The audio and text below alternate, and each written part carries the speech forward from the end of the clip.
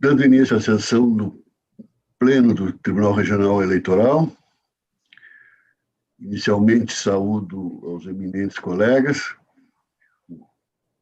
caríssimo desembargador Francisco José Meixe, nosso vice-presidente e corregedor eleitoral, os desembargadores eleitorais Silvio Ronaldo Moraes e Gerson Fischmann, desembargador federal Carlos Thompson Flores Lenz, e os desembargadores eleitorais Amadeu Butelli e Oyama Assis Brasil de Moraes. Saúdo igualmente o também muito querido Dr. Fábio Venzon, nosso eminente procurador regional eleitoral.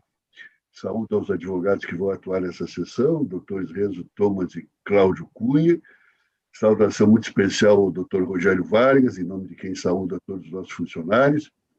E saudação especialíssimas àqueles que nos assistem.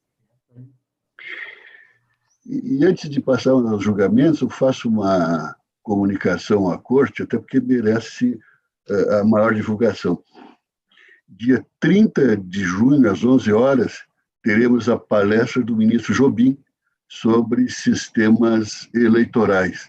O desembargador Jorge, então, já está providenciando disso, e a ideia é que também outras escolas se agreguem a essa palestra. É a primeira das nossas palestras. Quem vai fazer a saudação ao ministro Jobim, convidei e aceitou, vai ser o desembargador Marco Aurélio Costa Moreira de Oliveira, que é o nosso mais antigo presidente do Tribunal Regional Eleitoral, né, e que é Niederauer. Ele não utiliza o sobrenome Niederauer, mas ele é Niederauer. A mãe, a avó dele é Niederauer. E, portanto, ele tem até um parentesco, não apenas com o nosso ex-presidente Gilberto Niederauer Corrêa, mas também com o ministro Jobim. Então, cuja avó será será um momento muito especial esse para nós. Não é? E em agosto já foi convocado, já aceitou a convocação, teremos a palestra do nosso desembargador Carlos Thompson Flores, né? Como sempre, muito enriquecedora e sempre uma aula. Né? O desembargador Thompson não vai se desligar aqui do tribunal, nós não vamos deixá-lo, não. Ele vai continuar aqui, principalmente na área cultural, atuante aqui no Tribunal de Justiça. Então, em agosto, teremos a palestra do desembargador Thompson e depois devemos ter a palestra, talvez em setembro, do ministro Miguel Reale Júnior. Né? E por aí vamos seguir nessa sequência de palestras. Né? Essa é uma comunicação que faz com muita satisfação à Corte, até e aproveito esse momento para que já se vá divulgando, né, essa sequência de eventos. Bem, com isso, podemos iniciar o nosso primeiro julgamento do dia, que é o recurso 0600-460, Novo Machado, relatoria do desembargador Oyama Assis Brasil de Moraes. Há preferências do Dr. Renzo Thomas, pelo Partido dos Trabalhadores, e o Dr. Cláudio Cardoso da Cunha, pelos recorridos Antônio e Valdeci. Como de hábito, os advogados já sabem, se dispensa a leitura de relatório, não é? Mas se alguém quiser, o relator lerá o relatório, não é? Mas creio que ninguém vai querer. Desembargador Oyama, posso passar a palavra ao procurador? Por favor. Então, primeiro, o doutor Renzo Thomas, pelo recorrente. Muito bem. Boa tarde, Excelência. Está bom o áudio? Consigo ser ouvido por Vossas Excelências? Ótimo. Eu faço uma saudação ao desembargador eleitoral Armínio, presidente dessa corte, e em seu nome estendo os cumprimentos a todos os demais desembargadores eleitorais, componentes do Pleno do Tribunal Regional Eleitoral.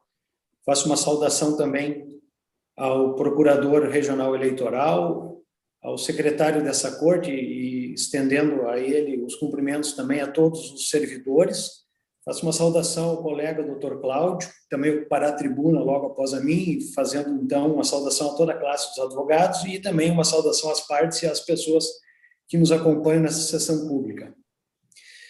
Rapidamente fazendo uma abordagem, Excelências, acredito que seja importante nessa quadra processual que o tribunal tenha, então, a possibilidade de fazer uma superação do entendimento que acredito que deva ser modificado, um entendimento que é sedimentado há muito tempo no Tribunal Superior Eleitoral a respeito da interpretação do artigo 6º, parágrafos 1º e 4º da Lei Geral de Eleições, onde, em virtude da coligação político-partidária, a legitimidade para o relacionamento com a Justiça Eleitoral fica restrita à coligação relativamente às pretensões dos partidos componentes da referida coligação. Acontece que sobreveio, então, a Emenda Constitucional 97, em 2017, onde há clara alteração do parágrafo 1º do artigo 17 da Constituição da República, por meio da qual se vedou expressamente a coligação na chapa proporcional. E então acredito que esse fato novo deva, pela questão inclusive de supremacia da Carta Republicana, estabelecer uma necessária releitura e um avanço na jurisprudência das cortes, desde a Corte Regional até o Tribunal Superior Eleitoral, no sentido de reconhecer que essa modificação, então, confere ou passa a conferir uma legitimidade concorrente entre a coligação partidária e os partidos que integram essa coligação em virtude justamente da manutenção da personalidade do partido durante o período eleitoral, embora coligado, para o relacionamento com a Justiça Eleitoral. E basta para isso, inclusive, utilizar um argumento que foi lançado mão pelo próprio Ministério Público Eleitoral, no sentido de que o próprio Partido dos Trabalhadores se relacionou com a Justiça Eleitoral por meio do processamento da sua DRAP. Então, fica claro que existe a necessidade de superarmos esse entendimento para que nós possamos, à luz da inovação constitucional promovida pela Emenda Constitucional 97, de percebermos que os partidos, dada a impossibilidade de coligação na chapa proporcional, mantiverem a legitimidade concorrente com a coligação para o relacionamento com a Justiça Eleitoral, o que atrai, o que confere, melhor dizendo, legitimidade ao Partido dos Trabalhadores para agir isoladamente com a presente questão eleitoral. Então, essa releitura e esse avanço na jurisprudência, que é o que invoca o recorrente, confortaria a sua legitimidade, até porque o artigo 22 da Lei Complementar 64 é propositadamente amplo a conferir a qualquer pessoa, quanto mais a qualquer ator do próprio processo eleitoral, legitimidade para o ajuizamento de ações como a que ora está em análise. Superada essa questão da prefacial, levantada em segundo grau pelo Ministério Público Eleitoral, e havendo, então, a superação desse entendimento à luz da Emenda Constitucional 97...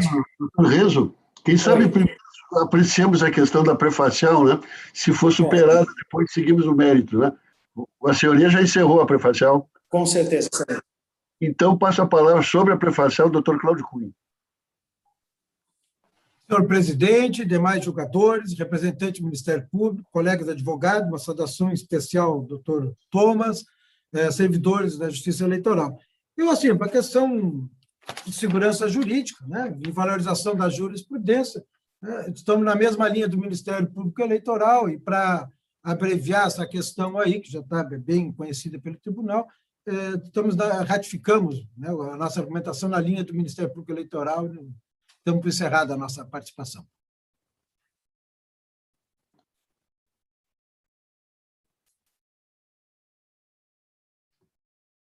Doutor Vezou. Senhor presidente da Egresso Tribunal Regional Eleitoral do Rio Grande do Sul, excelentíssimos desembargadores integrantes da Corte, excelentíssimo doutor Rogério Vargas, Secretaria de Sessão, em nome de quem saúde todos os servidores, saudação aqui aos doutores Renzo e Cláudio, que se encontram na tribuna, uma saudação especial à nossa audiência. Então, realmente, nosso posicionamento aqui, entendemos que a alteração trazida pela Emenda Constitucional 97 de 2017, que vedou coligações nas eleições proporcionais, não altera em nada o disposto nos parágrafos do artigo 6º da Lei das Eleições, porque manteve na eleição majoritária a possibilidade de coligação. E havendo coligação na majoritária, incide efetivamente o disposto nesses parágrafos do artigo 6º, e menciona, notadamente, o parágrafo 4º, né? O parágrafo 1º diz: a coligação terá denominação própria e deverá funcionar como um só partido no relacionamento com a Justiça Eleitoral. E o parágrafo 4º menciona: o partido político coligado somente possui legitimidade para atuar de forma isolada no processo eleitoral quando questionar a validade da própria coligação, durante o período compreendido entre a data da convenção e o termo final do prazo para impugnação do registro de candidaturas. Aqui não está sendo questionada a validade da própria coligação. Então, nós não entendemos essa situação, né, essa mudança trazida pela Constituição, algo que enseje uma interpretação diversa desse partido, desse parágrafo, uma revogação, digamos assim, porque na majoritária continua havendo coligação e parece hipótese que se aplique, então, agora esse parágrafo do artigo 6º. Então, em razão disso, da ilegitimidade ativa, o nosso parecer é, preliminarmente, pela extinção do feito sem resolução do mérito, em virtude da legitimidade ativa. Doutor Oyama. Senhor presidente, eu me associo a todas as saudações que já foram feitas, meus cumprimentos aos advogados e à nossa audiência, e eu adianto que o voto é no mesmo sentido do parecer do Ministério Público, pela ilegitimidade ativa. E eu acrescento aqui, quanto ao tópico que a emenda constitucional 97 teria superado o entendimento já consolidado no TSE, que a nova redação do parágrafo 1º da Constituição Federal veda a realização de coligação somente nas proporcionais, tendo sido mantida a possibilidade de constituição de agrupamento de partidos nas eleições majoritárias, de modo que permanecem rígidas as normas relativas ao tema para esse caso, ou seja, os parágrafos 1º e 4º do artigo 6º da Lei 9.504/97. E aí eu trago jurisprudência aqui do TRE e do TSE nesse mesmo sentido. E, em resumo, eu digo que o PT de Novo Machado é parte legítima para demandar isoladamente no tocante às eleições majoritárias de 2020, a não ser que a ação questionasse a validade da própria coligação. E cito a jurisprudência. Nesse sentido, senhor presidente, o voto é por acolher a preliminar e extinguir o feito sem resolução de mérito por ausência de legitimidade e interesse. E lançar na rede os votos dos demais componentes do julgamento, todos no mesmo sentido do eminente relator. Eu pergunto se algum colega deseja fazer alguma manifestação ou se podemos proclamar o resultado. Então, proclamando o resultado, por unanimidade, acolhida a matéria preliminar, extinguir o feito sem resolução de mérito, por ausência de legitimidade e interesse, nos termos do artigo 485, inciso 6º, do Código de Processo Civil. É o resultado e cumprimento aos advogados pelo trabalho, como fizeram de forma muito objetiva, muito efetiva. O segundo feito, que é a preferência, é o recurso 0600-502, relatoria do desembargador Silvio, de Tapejara, só interesse da doutora Valéria Lambe. Portanto, passo a palavra ao eminente procurador e depois já ao desembargador Silvio. Senhor presidente, renovando as saudações, este processo é uma representação que foi proposta por Rafael Menegas contra Jackson Geisel da Silva, no sentido de que este último teria divulgado mensagens, montagens, enfim, que ridicularizavam o candidato, e provenientes de um site anônimo, de uma página anônima, né? Então, busca a aplicação da sanção de multa. Está prevista, salvo engano, no artigo 57D da Lei das Eleições. O nosso parecer foi pela intempestividade, vez que o prazo deveria ser o prazo de 24 horas. E, no caso, a intimação se deu no dia 10 de dezembro e o recurso foi interposto somente em 12 de dezembro. No mérito, caso superada essa preliminar, nós entendemos... Doutor Rezão, quem sabe ficamos na preliminar antes, que eu creio que... Com certeza. Se superarmos, vamos adiante. Perfeito.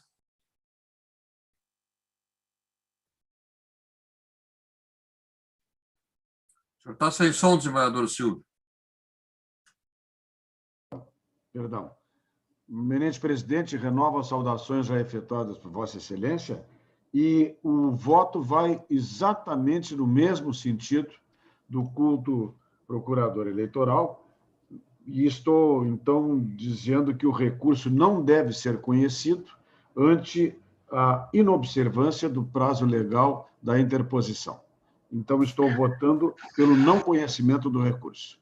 E os demais colegas também já manifestaram seus votos no mesmo sentido, então, proclamando o resultado, a unanimidade, não conhecendo do recurso. Os seguintes, eu vou seguir esse critério, o 13 e o 4 são de Canoas, é o mesmo tema, e criam a mesma solução.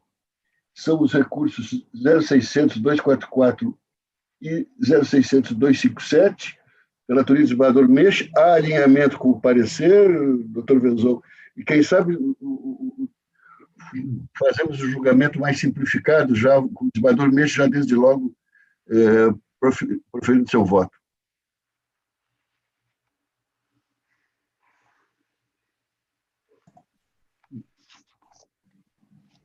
Som, desembargador Meixa.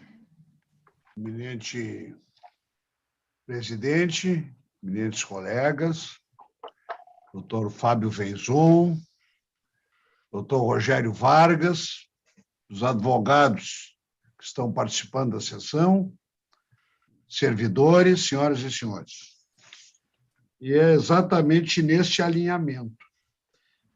Estou encaminhando o voto pelo acolhimento da preliminar de ilegitimidade ativa do Partido Trabalhista Brasileiro de Canoas para extinguir sem resolução de mérito a presente representação eleitoral, com base no artigo 485, inciso 6º, do CPC, os termos da fundamentação que apresenta, e que coincide com o parecer do Ministério Público.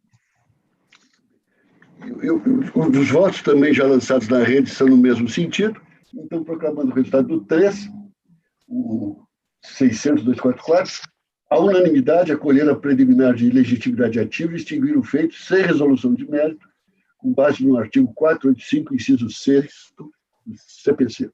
E o 4, desembargador, deixa praticamente a mesma coisa, também é alinhamento... Sim, o 4, inclusive, tem tudo a ver, porque há litispendência.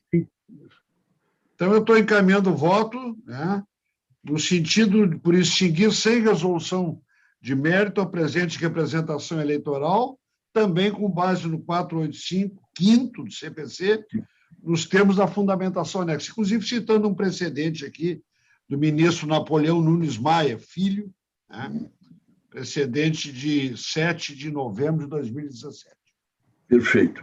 Todos também estão de acordo aqui, né? Alinha-se com o parecer ministerial e a unanimidade extinguir o feito sem resolução de mérito com base agora no inciso 5º do artigo 485 do CPC, este é o 257, 600-257. O 5º da pauta é o 0600-418, relatoria do desembargador Silvio Moraes, de Tapejara. Ouviu o nosso doutor Venzon e depois já o desembargador Silvio.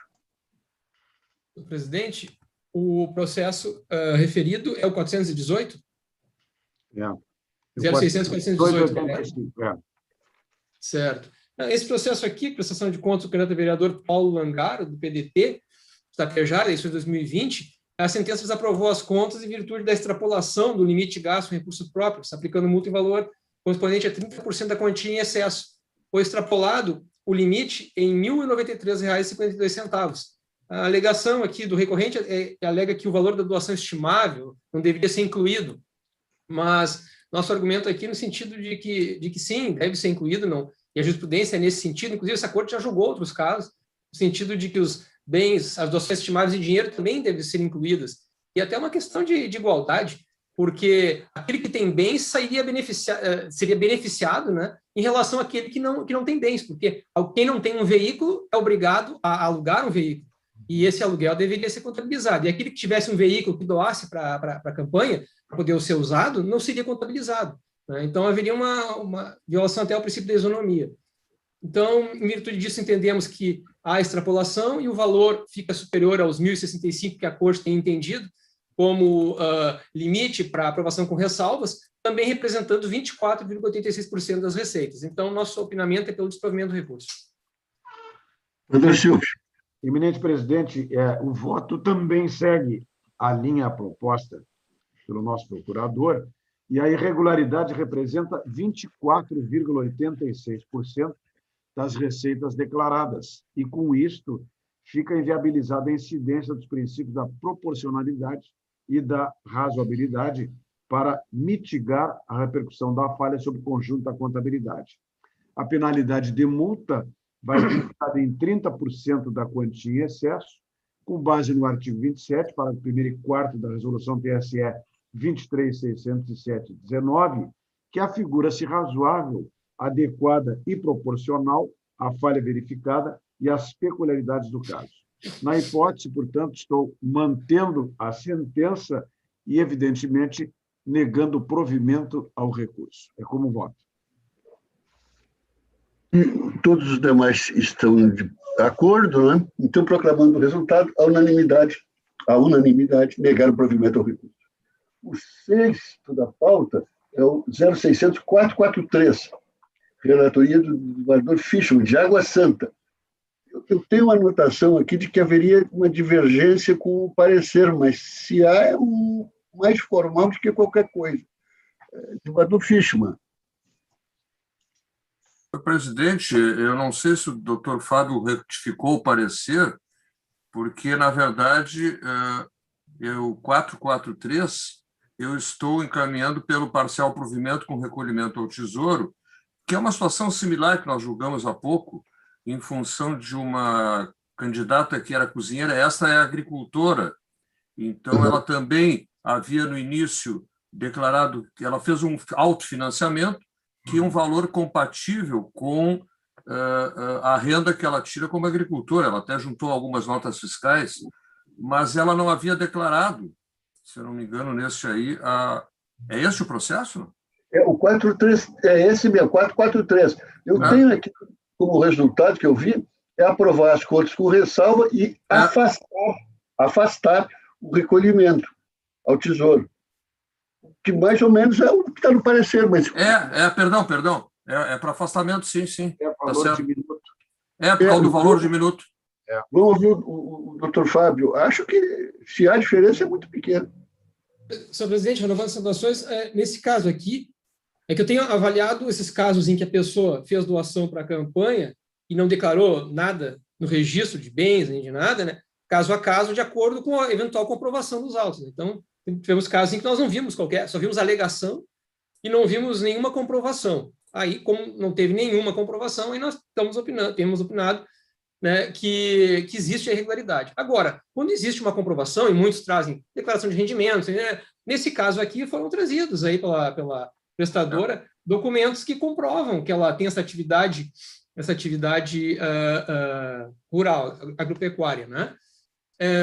Então, em virtude disso, que até eu coloquei aqui, busca recorrente aprovação das contas, alegando que a produtora rural acostando com recurso notas fiscais de produtor. Então, aqui foram, inclusive em seu nome, né?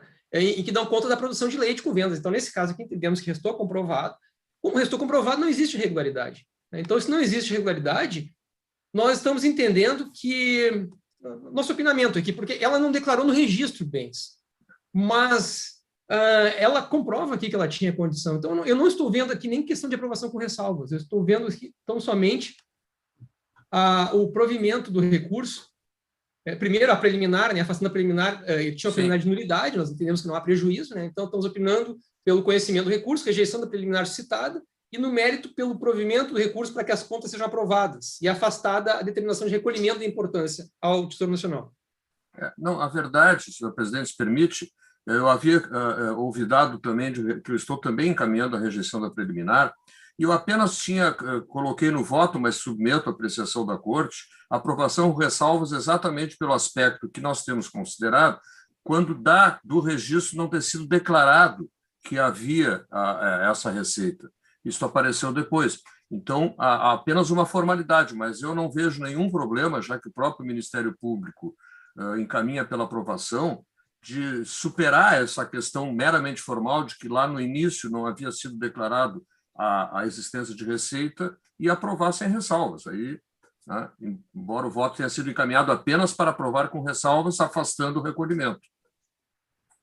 Todos estão de acordo com a posição final do eminente relator? Então, podemos proclamar, e peço auxílio ao desembargador Gerson, a unanimidade, rejeitaram a prefacial e aprovaram as contas, né? Afastada a determinação de recolhimento ao Tesouro Nacional. Fica assim, então, né? A unanimidade. O 8º da pauta é um mandado de segurança 066.079. Senhor presidente, eu acho que tem o 6º da pauta, já foi? O 7º, perdão. O excelência tem razão, o 7 está antes do 8. Não, acontece que eu estou assim, ó, na sessão passada, eu tinha conseguido subir na tabela de 8º para 4º. Agora já caí de novo, já fui para 6º e 7º. Eu estou acompanhando a trajetória do meu time. Então tá, vamos ao 7º da pauta, que é o recurso 0600572, relatoria do desembargador Gerson, Novo Barreiro. Vamos então ouvir o doutor Vezon e imediatamente depois o desembargador Gerson. Senhor presidente, renovação das ações, prestação de contas, vereador Pedro Adriano Lima, eleições 2020, município de Novo Barreiro. Houve entendimento pela desaprovação, vez que não teria sido comprovado que um doador que teria feito uma doação estimável, que seria jingles de campanha, que ele teria essa atividade, né? Então, tem lá, a resolução menciona, quando você doa alguma coisa que seja um bem estimável, tem que haver a comprovação de que você produz aquilo de alguma forma, né? Você não pode adquirir com recursos financeiros algo que você não produz para depois doar como bem estimável. Aí você tem que dar o dinheiro, né? Se você produz alguma coisa, aí você pode fazer a doação do bem estimável. E, no caso, não haveria comprovação, né, disso. E nós entendemos que não comprovado serviço estimável de dinheiro constitui produto que então realmente ficou caracterizado o recebimento de recursos de origem não identificado, porque entendermos que não ficou comprovado que ele produzia esse tipo de... ele fazia esse tipo de trabalho, de produção de jingles e vinhetas. Porém, nós aqui alteramos, fizemos um parecer escrito depois, uma retificação, para aprovação com ressalvas, porque o valor terminou ficando abaixo dos 1.065, né? Então, estamos opinando agora pelo conhecimento e provimento parcial do recurso para aprovar com ressalvas as contas. Para aprovar com ressalvas as contas. É esse o parecer. Gerson. Senhor presidente, renovando as saudações, o voto é nesse sentido. Apenas acrescento que também houve, neste caso, a ausência de comprovação, inclusive, ela ficou tão evidente que foi indicado o nome do prestador e, por pesquisa feita pela Justiça Eleitoral, esse prestador, o doador trabalha numa atividade que é entrega de encomendas, que não tem nenhuma afinidade com a realização de jingles que foi produzido pela campanha.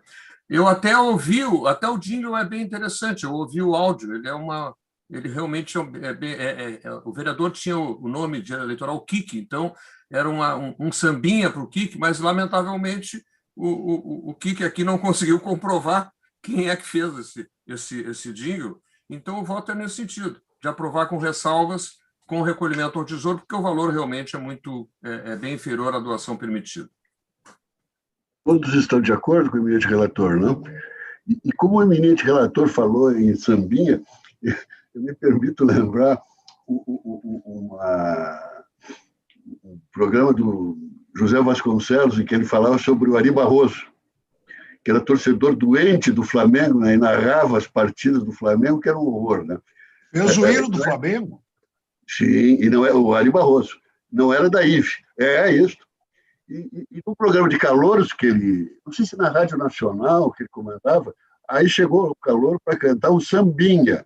E ele já começou, o Ari Barroso era pavio curto sambinha, né? Se fosse lá em outros países, na Argentina era tango, assim por isso. Aqui no Brasil é sambinha. Qual é o seu sambinha, senhor? Aquarela do Brasil. Não, mas aqui não é pela qualidade, é porque é um diminuto tempo, é 1 minuto. Então, tá, né, proclamando o resultado, a unanimidade deram parcial provimento ao recurso para aprovar as contas com ressalva, mantendo a determinação de recolhimento ao Tesouro Nacional da importância de R$ 250. O seguinte, agora sim, o oitavo, mandato de segurança, 06.079, Nova Candelária, relatoria do desembargador Thomson Flores. Desembargador Thomson. A linha do parecer. Exato. Senhor presidente, o voto é na mesma linha do parecer e da liminar que eu havia deferido pela concessão da ordem. E é o voto de todos, né? Então, a unanimidade concederam a segurança. O nono, 06.202.61, 15 de novembro, recurso de prestação de contas, relatoria também do desembargador Carlos Thomson Flores. Desembargador Thomson. Também está seguindo o parecer do Ministério Público, e o voto é, senhor presidente, pelo parcial provimento do recurso para aprovar com ressalva as contas de Tamara de Oliveira Dressler, mantendo a condenação ao recolhimento do Tesouro Nacional da importância de R$ 712,50. É nos mesmos votos do parecer. Sim, sim. É alinhado com o parecer, os colegas estão de acordo, né? Então o julgamento é unânime para dar parcial provimento ao recurso, aprovar com ressalva as contas, mantendo a condenação de recolhimento ao Tesouro Nacional da importância de R$ 712,50. O 10º, último jurisdicional, é o recurso eleitoral 06.060.009, Novo Hamburgo, promotor eleitoral é o recorrente, relatoria do desembargador Oyama. Neste caso, embora haja alinhamento com, parece que há, mas com alinhamento com o parecer, não sei se o doutor Venzon quer se manifestar. Se há alinhamento, não manifesto. Se não houver, aí por maioria, aí eu manifestaria. Não. Há alinhamento e unânime. Os votos do desembargador Oyama é difícil contrariar. Vamos lá. Então, desembargador Oyama. É que fica mais fácil que o parecer do Dr. Fábio ajuda muito. Então é muito mais simples. Sem dúvida, sem dúvida. Então, o desembargador Oyama proveu o recurso... Pelo provimento do recurso para manter a situação de inelegibilidade de Carla Regina Kern Matos nos termos da fundamentação. Então, tá. E esse é o voto também dos demais colegas, né? Então, proclamando o resultado, a unanimidade, proveram o recurso, mantiveram a declaração de inelegibilidade de Carla Regina Kern até que seja comprovado o cumprimento de todas as sanções impostas na ação civil pública originária. Com isso, terminamos a nossa pauta jurisdicional e depois há dois processos administrativos, 6.098 e 6.099, que dizem respeito à prorrogação de requisição de funcionários de Rio Grande e Pelotas. Preenchido todos os requisitos, né, e não há por que não se deixar de deferir. Então, dos dois, proclamando o resultado, a unanimidade deferiram o pedido de prorrogação da requisição. E com isso, fim a nossa sessão de hoje. Eu não sei se os colegas viram publicados hoje no Jornal Zero Hora um artigo do nosso estimado doutor Vitaus sobre o procedimento eleitoral e urnas eletrônicas.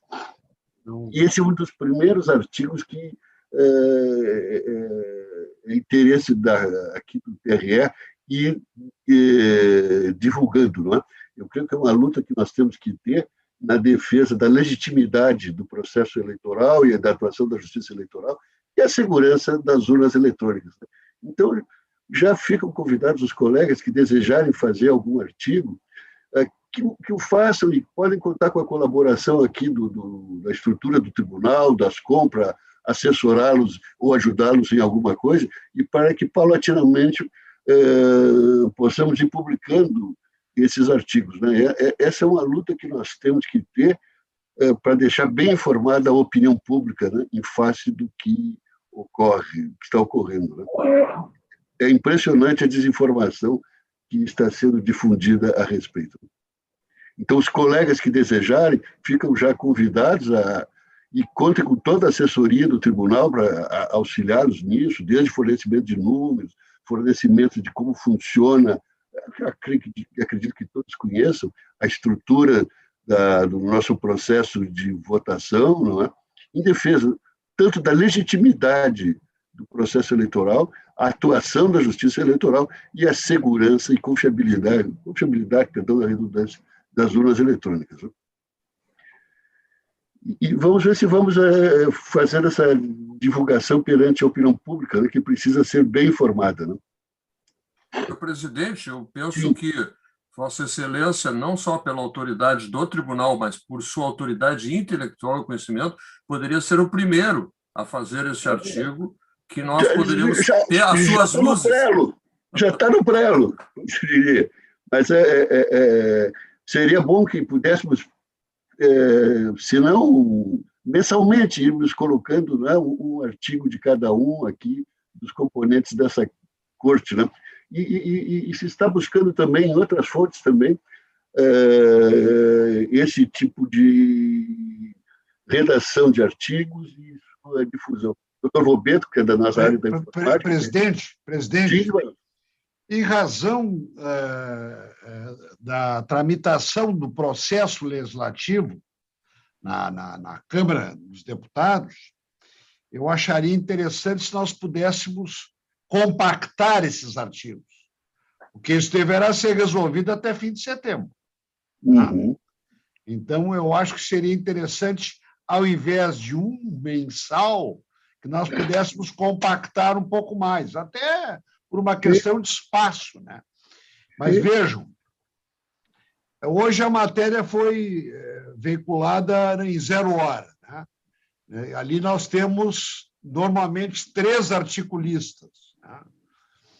Aquele espaço do Correio do Povo, também, na página 2, que tem alta tiragem, porque é um artigo, né? Então, eu acho que se poderia, à medida do possível, compactar para que esses artigos todos saíssem até fim de setembro. Né? Seria uma sugestão, porque até lá nós devemos ter essa definição. Né? Sim, podemos fazer não pelo princípio da anterioridade, como se fala, mas sim pelo princípio da anualidade. Sim, podemos fazer semanalmente. Não é? Eu digo no sentido de que a gente pudesse se organizar para fazer que todos fizessem até fim de setembro. Essa seria a ideia. Então, já vamos aqui. Eu vou soltar o meu artigo a semana que vem, Vossa Excelência na semana seguinte. Já está aí intimado. Ou talvez na outra, né? Não, semana seguinte, vamos compactar isso. Vamos compactar. Vai passar o rolo compressor. Soldado que passa na frente do quartel, olha aí. Ó. Que é serviço, né? Não, eu acho que a influência vai ter que acontecer, eu diria assim, até mais tardar início de setembro. Muito bem. Aí que está a questão do detalhe. Então, tá, já estamos acertados aqui, né? O nosso timing já está ajustado. Bom, saudando, então, a todos mais uma vez e encerrando essa sessão, desejando um bom fim de semana a todos e até terça-feira que vem, às 14 horas, né, como sempre, né? Em horários civilizados, né?